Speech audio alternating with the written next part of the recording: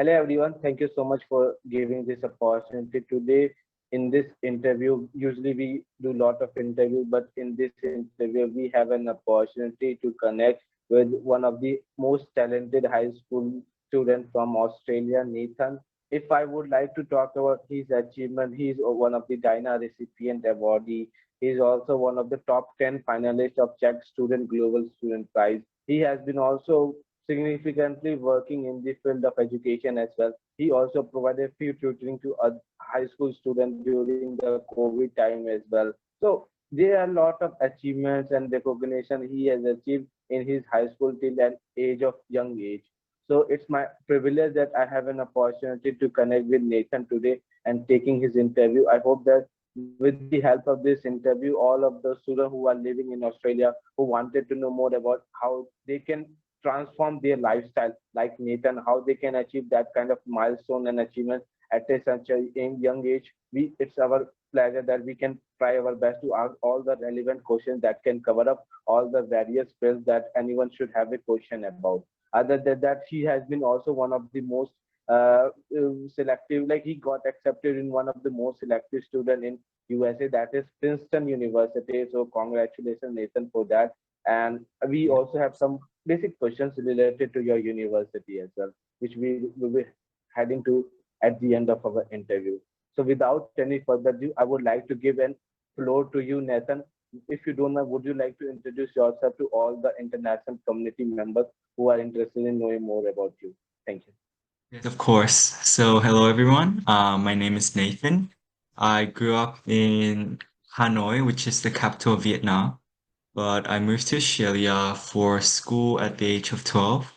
In Australia, I've been to two different high schools and I've really enjoyed the learning environment in Australia. And now I feel very grateful and privileged to be able to continue my educational journey at Princeton University.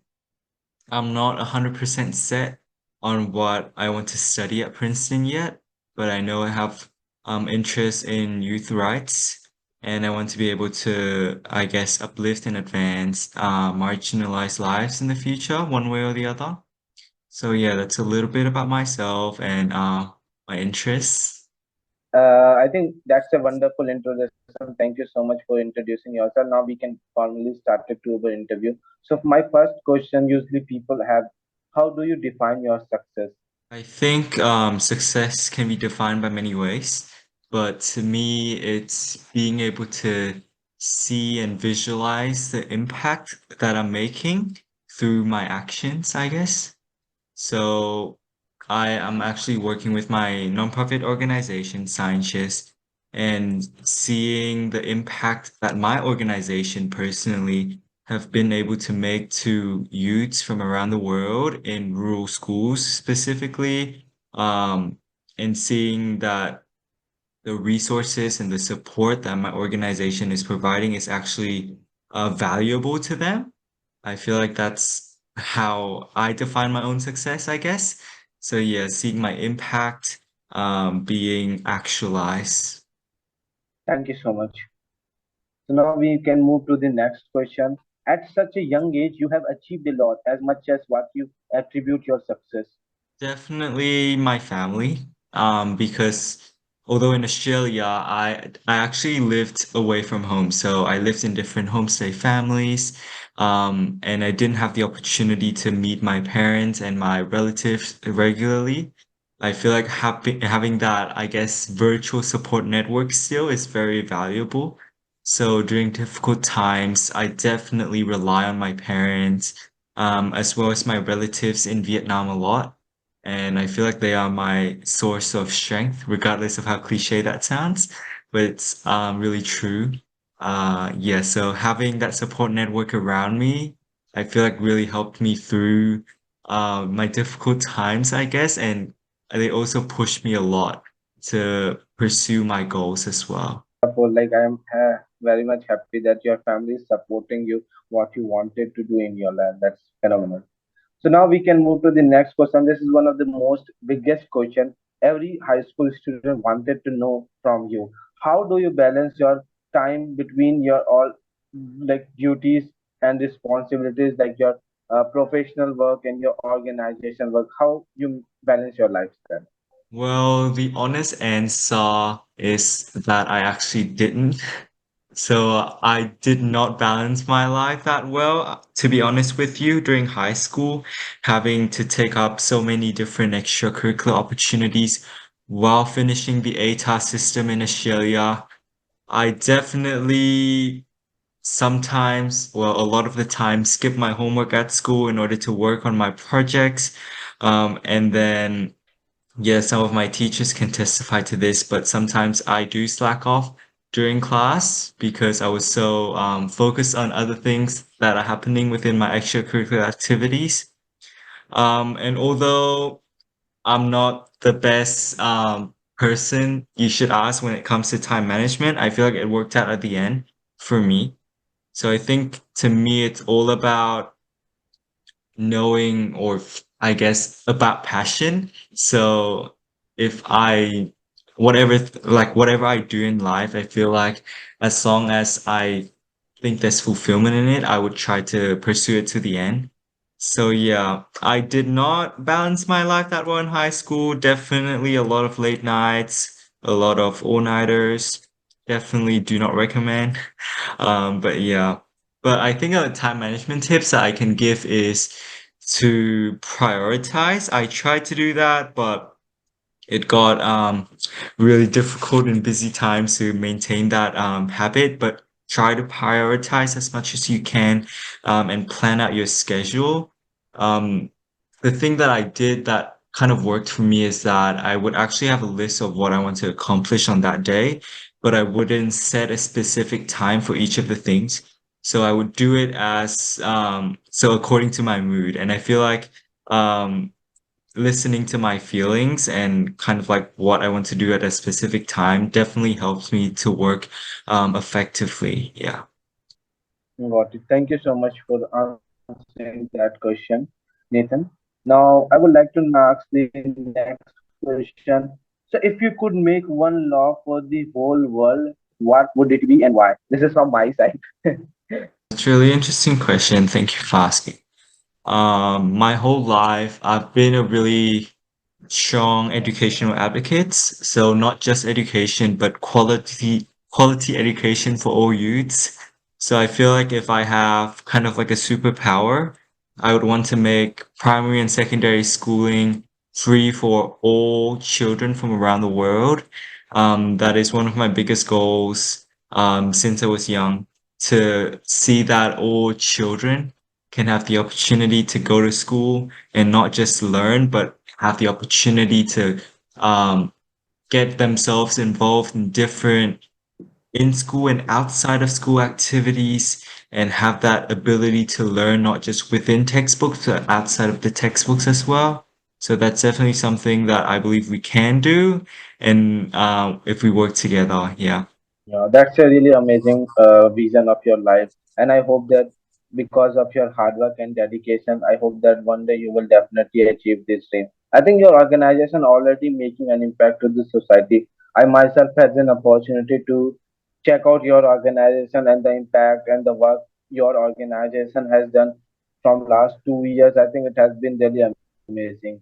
So yeah, you are contributing really positively to the society, but I hope that whatever your dreams related to in the field of education, I hope that you can achieve that. Thank you so much for answering that.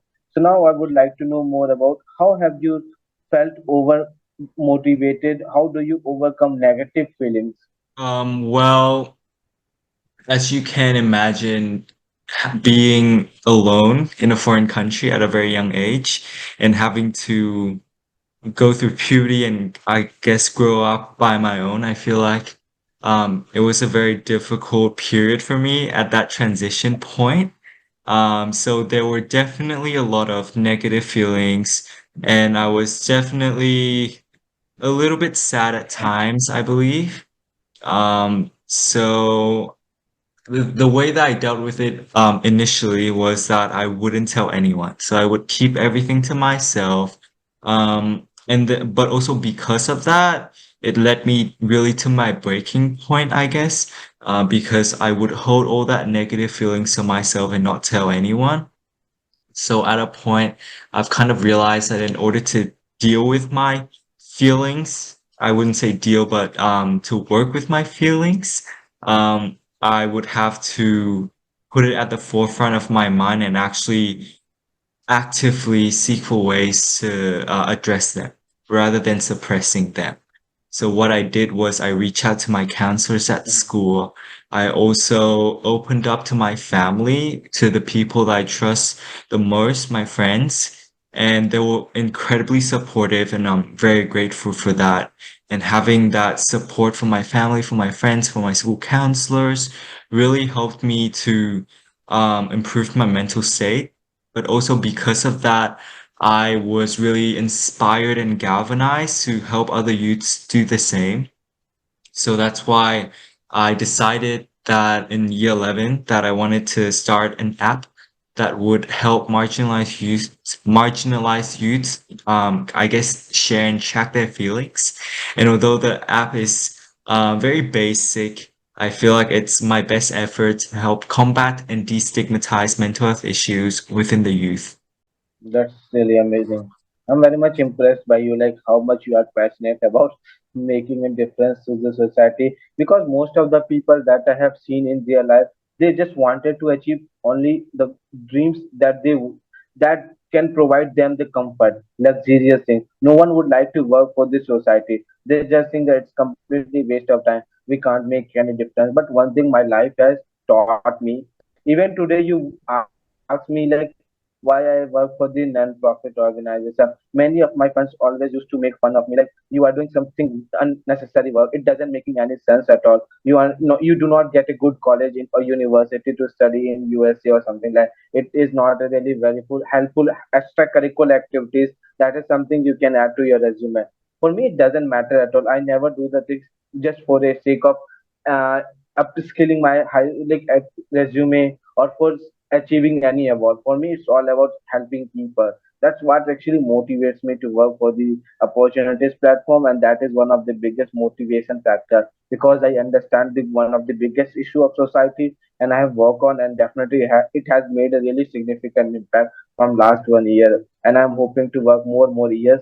Despite of that, whether I got into any one of my prestigious dream universities or not, it's all about adding value to the society from my small actions. That's what I wanted to do. Thanks for sharing that. I think I want to add to that as well, because with whatever I do, whatever we do, I feel like we should think about what we're passionate about rather than thinking what sounds impressive to add to the resume, I guess. So, Yeah, I guess start with passions and start with small activities that you feel like would be helpful to not only yourself, but also your local community, and then expand it from there. I feel like it would actually show your impact a lot more. Yeah. yeah, that's wonderful. Now I would like to transition to my questions related to your organization. So, what inspired you to start your sciences organization? Because I grew up in Vietnam, and why I grew up Vietnam, the educational system in Vietnam, um, there were still a lot of lack of access to resources at my primary school. So when I moved to Australia, I was really impressed by the amount of educational resources and opportunities available to students in Australia. So seeing that disparity is why I wanted to start Sciences. Is why I wanted to promote equity in STEM education among underprivileged students. Thank you so much. So, what are the biggest challenges you have faced while building sciences, and how have you overcome them? Definitely building a team, in my opinion, because Sciences is an international organization.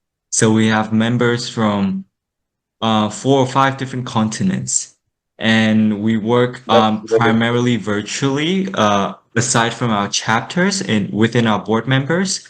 So it can be really hard to communicate and keep people motivated because obviously everyone has their own schedules and they have schools as well because we're all school age students.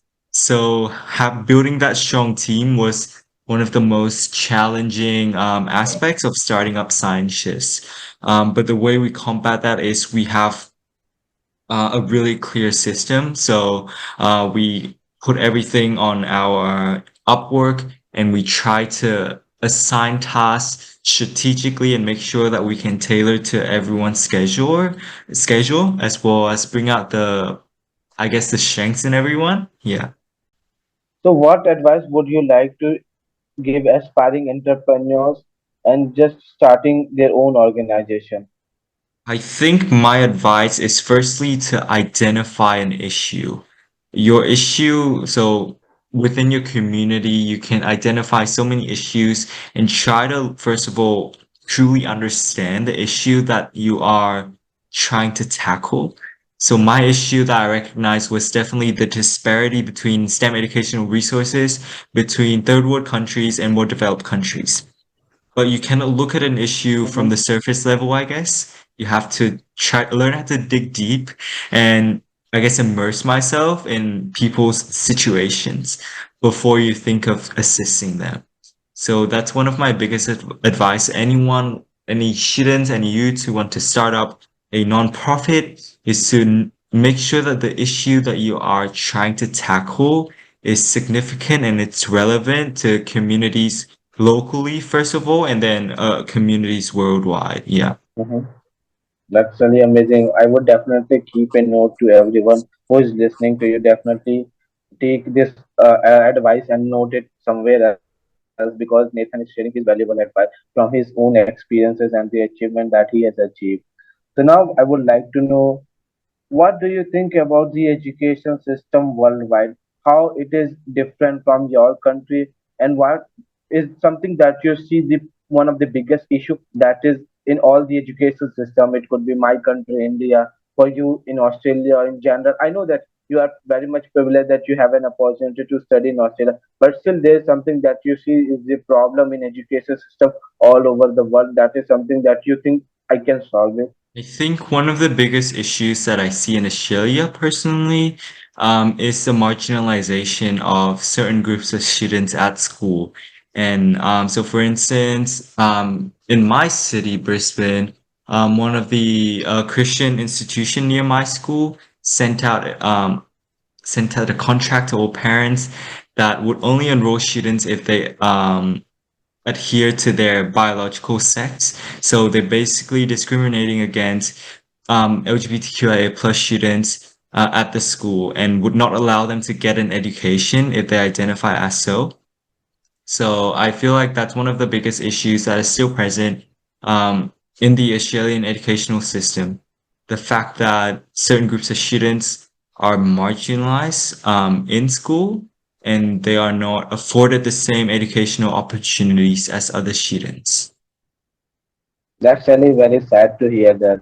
I hope that maybe Australian government should think about this issue and definitely develop some solution or policies so that they can support. Because I personally believe that it doesn't matter whatever the gender they follow, these students or people, they all have the right to get the education because it's a primary way to achieve success in their life. Without having an education, you won't be able to survive or you can fulfill your basic necessities like food, shelter, clothes. These are the basic three necessities people should have in their mind, and that can be only fulfilled through by Definitely. getting an education, because after getting an education you can get have a chance to get a job as well.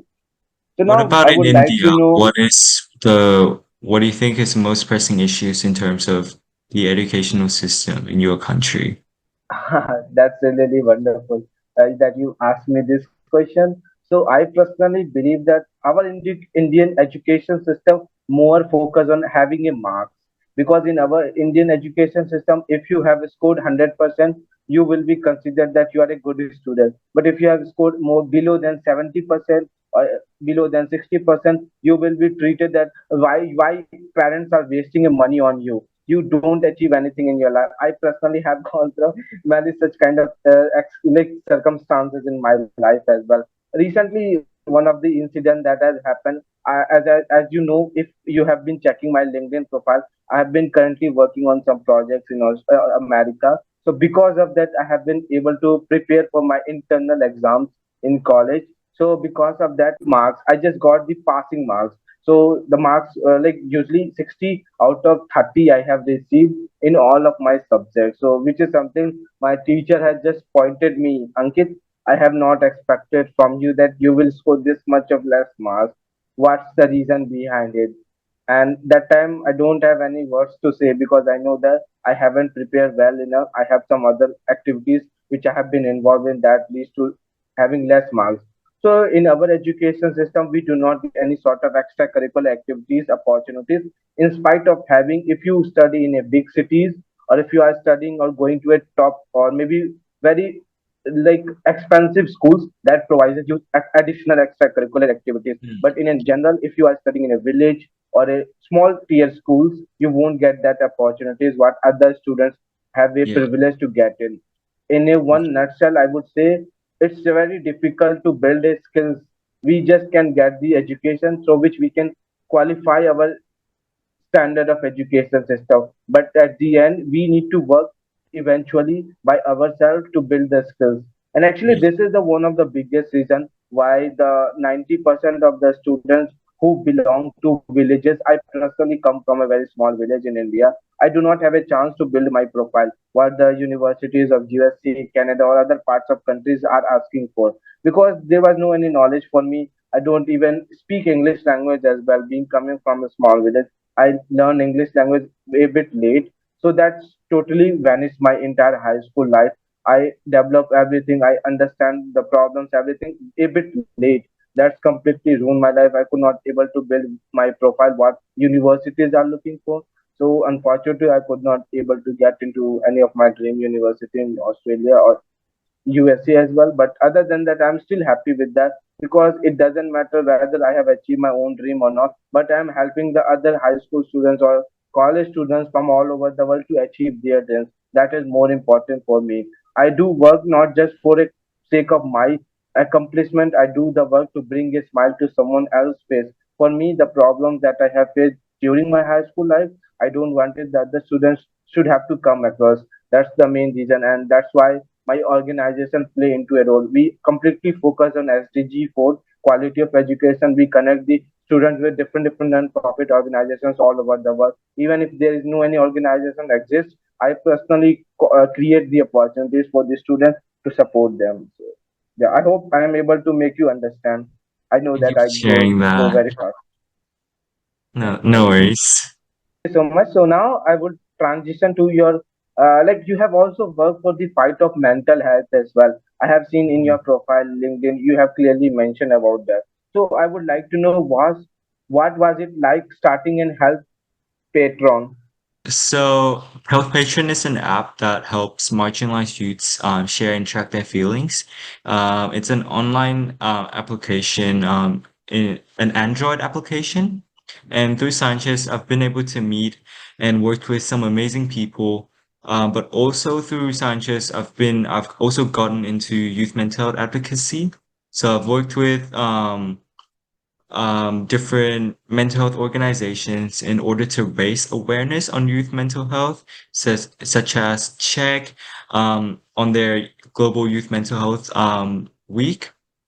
So, having that kind of network and advocacy in the youth mental health sector was really meaningful as a result of starting up Health Patient. Um, yeah, so I think that's my journey with youth mental health advocacy. Thank you so much. So what do you think technology can be used to improve mental health outcomes? I think it would be destigmatizing mental health in school. Having that kind of like connection, intimate connection between the students and the counselor, and making sure that the counselor at school are recognized and they are immersed within the student's life, I feel like would make the students more comfortable with reaching out and finding sources of support. Thank you so much for answering that. So now I would like to know, as a high school student, mental health is often overlooked and called being spelled here can be combat the using mental health patron app. Yes. I think the purpose of Health Patron is just to encourage everyone to be vulnerable. but not having to expose themselves while doing so. So, having the opportunity to, I guess, share and connect with other people who are also struggling, and having that kind of like intimate network is the goal of my app. So yeah, that's the purpose of Health Patron. And I feel like I would, through Health Patron, I want to encourage everyone that it's okay to be not okay. So many people say it, but it's really true. I feel like it's okay for the youth, male or female, to struggle, and it's okay for them to reach out as well. And I would really encourage everyone who is struggling to do so. Got it. Thank you so much for answering that. So now I would like to transition to some of your personal achievements. You were recently listed as a winner for the QCA. What was the moment like for you? Yes. So the QCAA Outstanding Academic Achiever Award is awarded to one student in Queensland who demonstrated a wide range of academic achievements across a wide range of disciplines. So I was awarded the QCAA Academic Achievement Award firstly because of my academic performance at school, but also because I was able to challenge myself with different university subjects throughout senior year and junior year. So yeah, it was definitely a humbling feeling. I was the first person in my school's over 70 years history to receive the award, and I'm really happy to represent my school at the state level. That's wonderful to hear that. And congratulations, behalf of Opportunities the platform to you, and we wish you that you will achieve more success because we believe in your passion and dedication in field of education will definitely make a significant in this society. Since you have worked for the Australia, I believe that if you have an opportunity to work for the other part of countries, definitely you can make a wonderful impact in the society, and we believe on you. So congratulations for that. So now this Thank you is so something a much. funny question. Do you love travel? Is traveling a passion of yours? Yes, definitely. I've been traveling a lot recently around Vietnam, actually. So I just returned from a trip, 2 days ago. So it's a really humbling trip and a really fun trip with my, family, relatives in Vietnam. And I got to see a lot of sceneries. I actually went up to near the China borders. And I actually waved to some Chinese people. Also, on the kind of like a river near that separates Vietnam and China. So that was really cool. Ate a lot of good Vietnamese food as well. So definitely love traveling a lot. Education look like for you, and what motivates you to choose Princeton University over other Ivy colleges? So it's definitely a really challenging process. Um, really tiring for me personally. A lot of late nights, a lot of deadline because I'm quite a procrastinator. So most of my supplemental essays were written the day off. So yeah, not do not recommend. I feel like we should if you do apply to US colleges, you should plan out writing your essays a lot earlier than I did.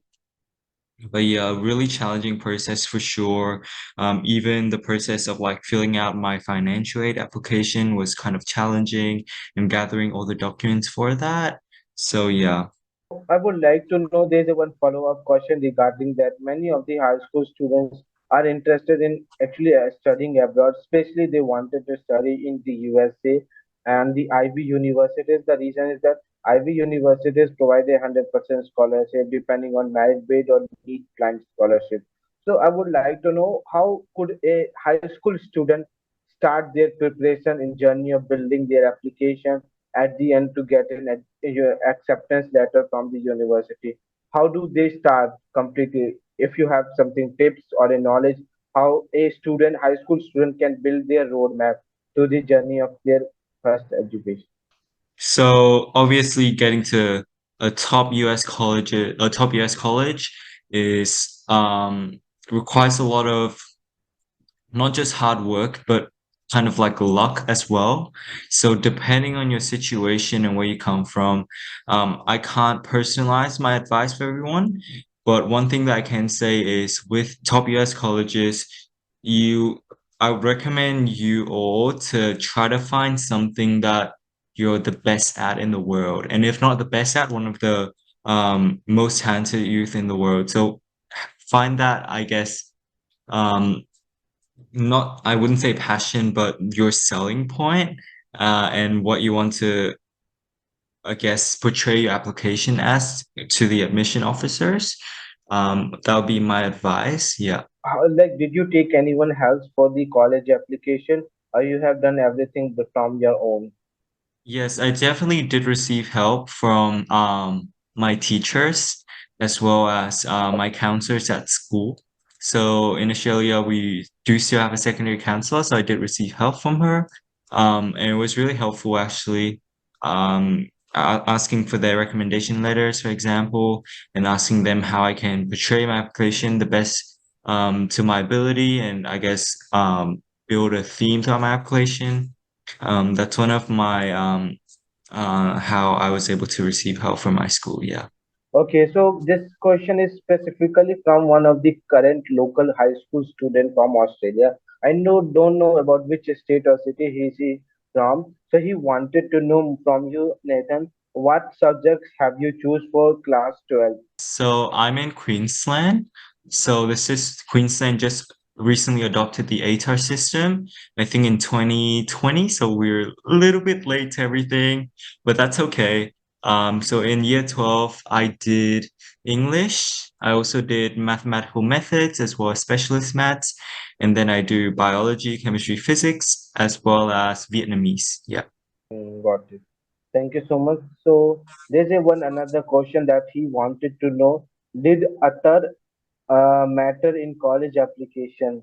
I think he told me that this is an education system in Australia. I don't know much about what is utter.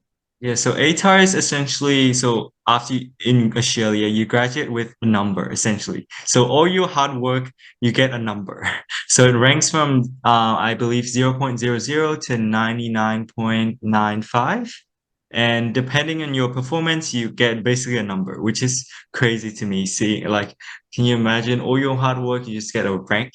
That's like absurd to me, but it did matter in college application. My school counselors did have to report my ATAR for all my regular decision schools. For my early application schools, I put my predicted ATAR, I believe. So it was kind of like my GPA, per se. Yeah. So thank you so much for answering that. So now I would like to know and wanted to learn little bit about your extracurricular activities. So what were some of the extracurricular activities that you put into your application while filling out the college application? So some of the most important one would definitely be sciences. So my journey with youth education advocacy. I also did youth mental health advocacy with Health Patron and with my local youth meetings, and the as well as some global nonprofits. Outside of my advocacy work, I did do scientific research. So I did scientific research within the biology field, actually. The other thing is I was really involved in school with my school leadership, and building communities at school as well. Yeah. Got it. So now this question is something related to chat like Global Student Prize Award.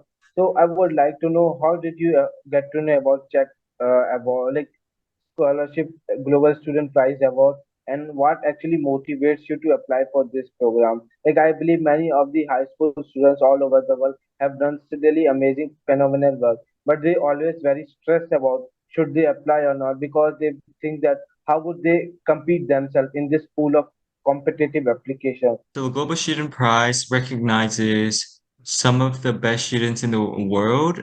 So last year, I believe there are over 7,000 applications, and they picked their top 50, top 10, and then the final winner.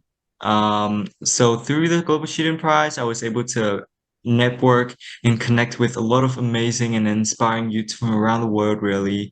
And we work with each other in a lot of different projects, from mental health advocacy to bullying advocacy. So it was really amazing to have that network around me. Um, so yeah, it was amazing to see that through just competition, I was able to connect with youth who do share the same values and some share the same, even the same mission as I do. So my advice for anyone interested in applying would be to not be afraid of taking risks. I did join a lot of competitions and I did fail a lot as well. So I did not always win, obviously, but it was the journey that really mattered to me. And I told myself that whatever I do, I will also be able to learn throughout the way.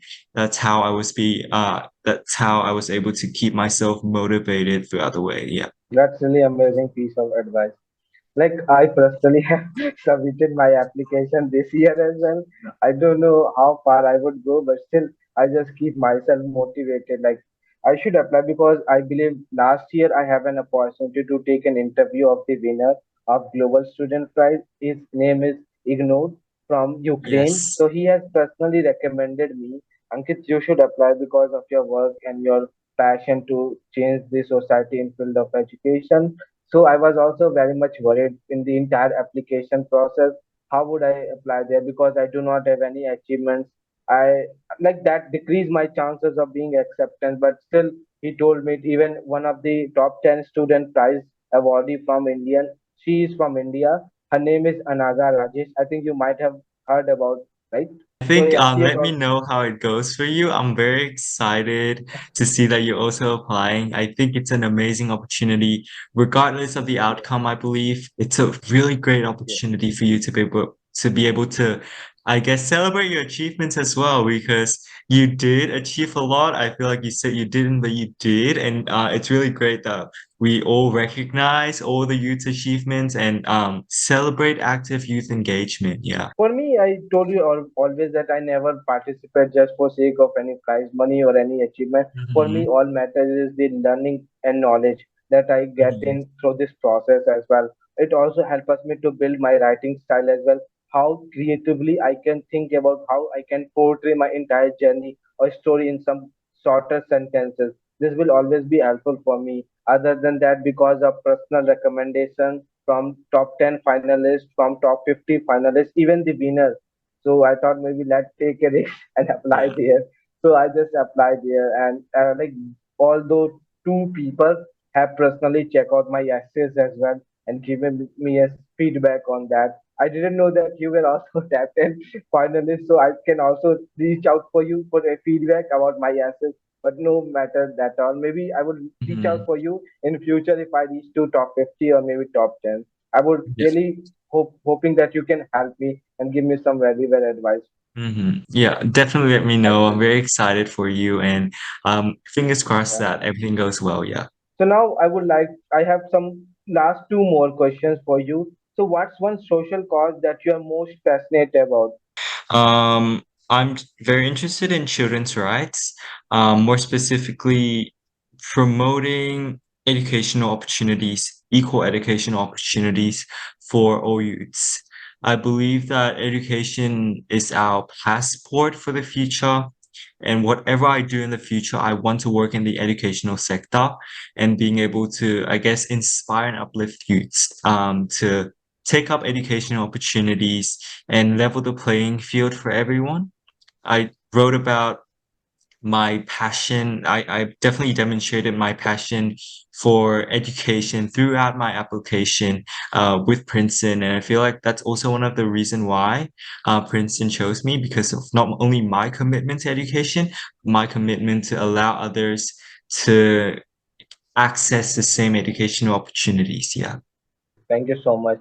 So now, like I was just reading some of your posts, and there's something that you mentioned that you like your grandmother is the one who actually inspires you. And tell us a bit about your relationship with your grandmother and how has she inspired you in your achievement. My grandmother, she was a nurse.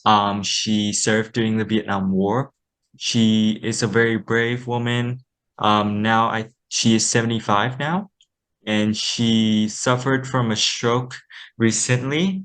So she is no longer she can no longer walk properly, so she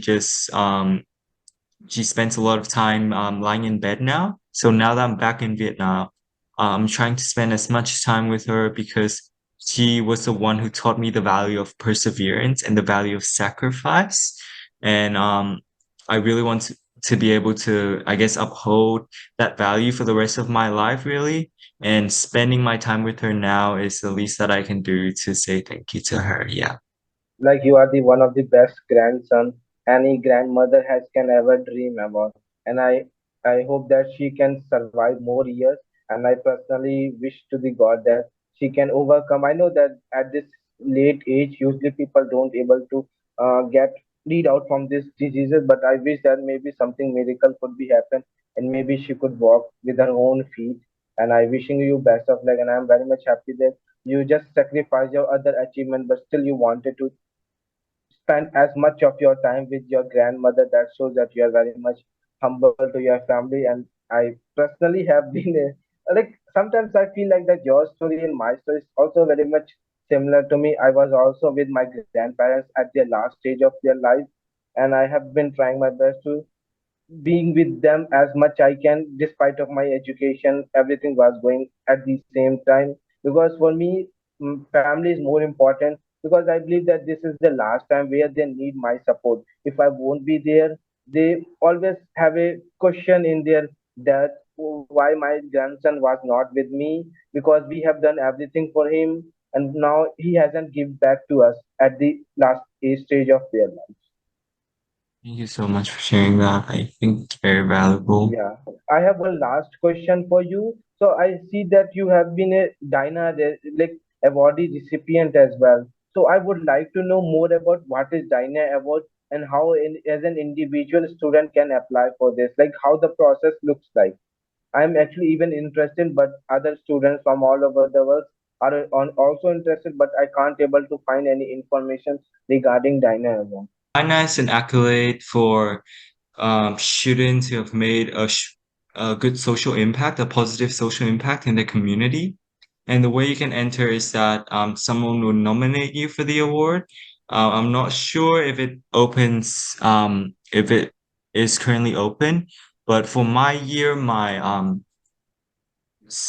international coordinator, she actually nominated me for the award, and I received the award, I believe, a few months later, and it was a really humbling moment for me. So the way students can enter it is start making positive impact, and then mention it to their advisors and their supervisors, and ask them if they can nominate the student. Yeah.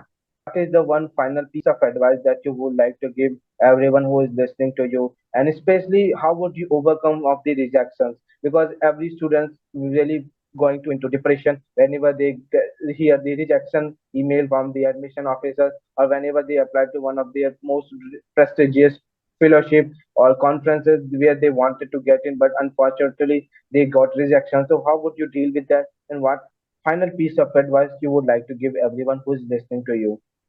Talking about rejection, I definitely got a lot of rejections this year. As a low income international student asking for a lot of financial aid, um, a lot of students can empathize with me on that. Most US colleges are need aware. So if someone else has to try one time, you have to try 10 times harder in order to gain the same spot with the amount of financial aid you're asking. So my advice for people dealing with rejection would be to, it's hard. It's gonna be hard dealing with rejection. I'm not gonna lie to you. You're gonna be sad, but I feel like it's important that we pick ourselves up and know that colleges don't define who we are, and just move forward and know that our achievements and what we have done for our community is valid regardless of whichever college that you get into or get rejected from. My final advice for everyone would be to definitely choose courage over comfort. It's really easy to settle, but The brightest minds will resort to challenging themselves and going beyond what is expected of them. Yeah. All the students who are suffering from depression, they because of being rejected by universities or being not able to achieve good marks in this school. One final piece of advice from my side to everyone: rejection is a part of your life, because you can see my example. Like, I have 100 plus rejections. People like me completely, they give up at this point of time, but I never give up, because whenever people ask me, do you have any achievements, I simply say no.